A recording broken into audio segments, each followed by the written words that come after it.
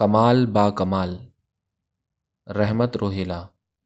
لمبوترے چہرے پر گھنی داڑھی کے دائیں بائیں دو کانوں پر رکھی اینک، لامبا قد، بدن الیکٹرک پول کی مانند سیدھا، پیٹ سپاٹ، دانت پان زدہ، نور جہاں کے شوہر، بس یوں سمجھیے کہ جہانگیر ہوتے ہوتے بچے ہیں، پھر بھی بادشاہوں والی عادات کی دسترس میں ہیں کہ ان کے دربار میں بھانت بھانت کے مصاحبین ہر وقت موجود رہتے ہیں اور قصیدہ خوانی میں بازی لے جانے پر ہمہ وقت مستعد۔ اس جہانگیر نما بادشاہ کا نام سید کمال طاہر ہے۔ بہت کمال کے آدمی ہیں، تدوین کار ہیں، ہدایت کار ہیں اور گیت کار بھی۔ نئے فنکاروں کو اس طرح تلاش کرتے ہیں جیسے افغانی بچے کچرا کنڈی میں لوہے یا پلاسٹک کے ٹکڑے تلاش کرتے نظر آتے ہیں۔ پیسہ ان کی ضرورت ہے، لیکن یہ ہر اس عمل سے بدک جاتے ہیں جس سے ذرہ برابر بھی پیسہ آنے کی توقع ہو۔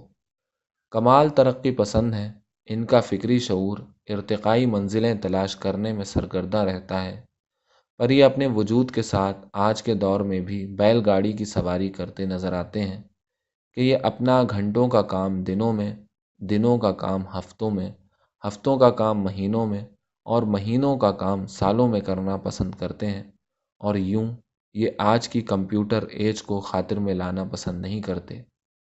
سید کمال آج کل کراچی کی ایک نو مسلم کالونی شاہ فیصل کالونی میں رہتے ہیں اور یہاں کی مخصوص تہذیب اور آداب زندگی سے مستفید ہو رہے ہیں۔